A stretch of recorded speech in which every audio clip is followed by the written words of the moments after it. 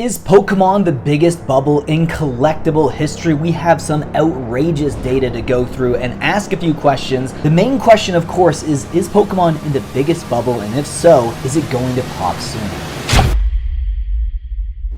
Welcome back to the channel, guys. This is VMAT. If you do enjoy my content, please consider subscribing and joining in all the fun we have here. Today we're going to be talking about the Pokemon TCG and whether or not it's actually in a bubble. Kind of shocking, some of the prices that I was searching and some of the boxes in the last like 5 to 9 years at the most. That's the furthest we're going to go back data-wise for these boxes, but very shocking information, and it really does kind of scare me a little bit when it comes to pumping a lot of money into Pokemon, especially sealed Pokemon, because that's what we're going to be looking at today. I couldn't believe some of the prices of these. We're going to be comparing it to the stock market as well. We're talking the S&P, the Dow Jones, and the NASDAQ. So it's going to be wild. Strap on those seatbelts because this is going to be a very turbulent, bumpy ride. So let's take a look at the first box I wanted to talk about. It's XY Roaring Skies. Now, this was a great set. You know, you have Rayquaza in it on the front with the box art and the pack art, and obviously that's a very popular Pokemon, probably one of the Pokemon people want to collect the most, so definitely adds to some of the hype for this set. But nonetheless, you're looking at this right now. This is the 1 year chart.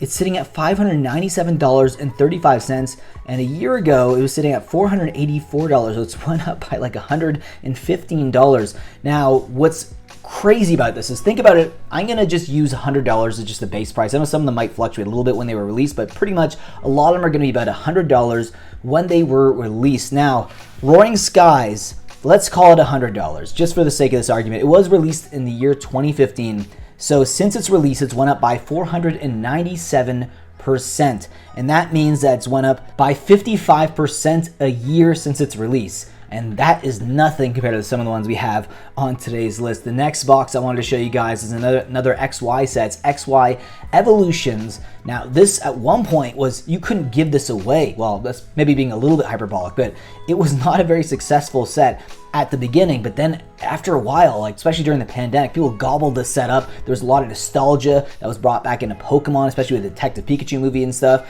And people started buying this because they wanted to pull all the old cards they pulled in the past. A lot of like my generation, the millennial generation. Now, this box was released in the year 2016, and since its release, it's went up by 695%, meaning that it's actually went up by 86.8% a year, and that is nothing compared to some of the other sets we have on today's list, but it's still, that's a whopping total. If you threw your money at any investment, how happy would you be with a return like that? Not only is it 695% in 8 years, but you're looking at an 86.8% investment return every single year, which is insane. The next box I wanted to show you guys is the most insane. Warning, it is Sun and Moon Team Up. Nothing compares to this set.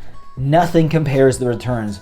You look at this chart right here, and it's actually flatlined too, so it's actually had even more outrageous growth in the past few years. It's currently sitting at $2,366. Now, 1 year ago, it was sitting at $1,005. And 1 year ago, it was sitting at $1,055. That means if you would have bought it a year from today, you would have made $1,000. Let's say you bought 10 of them. You would have made like $10,000. That is absolutely insane. Now, the return on this box is 1,903% since it's released. And it was only released in 2019, meaning that this box has actually went up by 380% a year. Now, I don't want to throw out the word bubble, and I know there's a huge demand for that, but you have to be very cautious when you are investing in some of these Pokemon boxes, because when something is like a guaranteed investment, something that goes up like this, it's definitely going to cause an alarm. But you know what is wild about it? It's actually holding pretty strong. If you look at the 1 month chart, I mean, it had a bit of a drop there because there's just not a lot of supply on the market, right? People are holding this with diamond hands. But if you look at the 3 month chart, it's very stable. And you don't see a lot of these pop up for sale. And the collectors love them, the investors love them. And honestly, probably the best Pokemon investment you could have ever had in the last decade. Next up is the Cosmic Eclipse set, another one from the Sun and Moon era, another one released as well in 2019, currently sitting at $860 for its market price, and a year ago it was $563. So yes, it's went up by $300 in 1 year.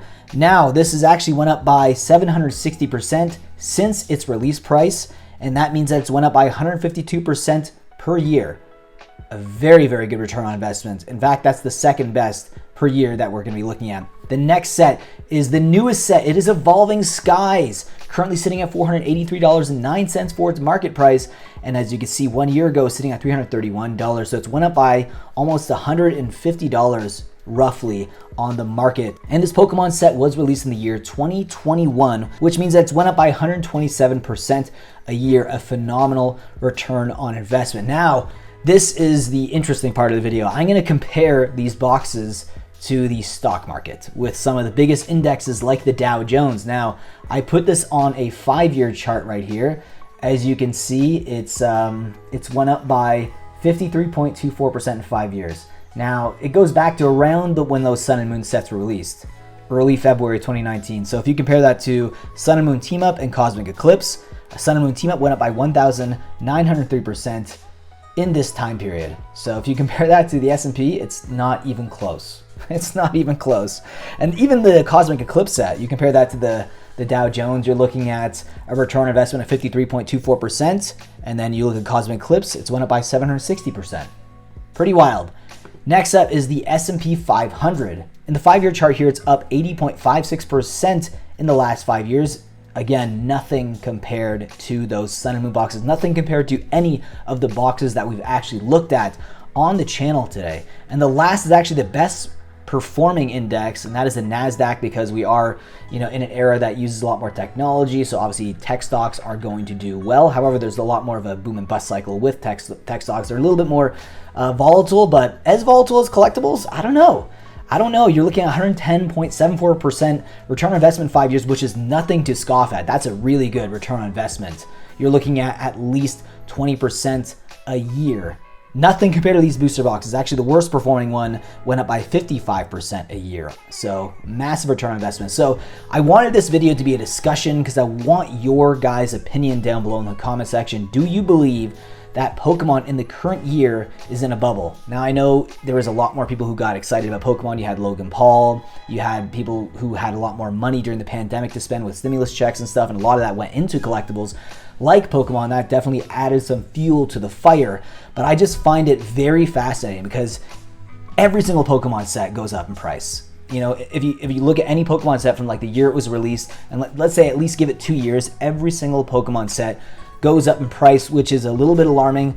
I mean, it definitely does give a little bit of a bubble vibe, but if you guys disagree, let me know in the comment section below. And also, I want to know, are there any other collectible investments? And I think I've done a decent job researching this. Do you know any other collectible investments out there that actually are in a bigger bubble or have went up more than Pokemon? I do collect Lego, and even Lego, though it's a very good collectible investment, it has nothing on it compared to Pokemon. Pokemon, it feels like you literally can get a dart, just throw it at a wall, and whatever Pokemon set it hits, just buy like a case of it and wait 10 years and you'll have a pretty good return on investment, which is unbelievable. Anyways, hope you enjoyed today's video. If you did, leave a like down below, subscribe if you're new to the channel, and I will see you guys in the next video.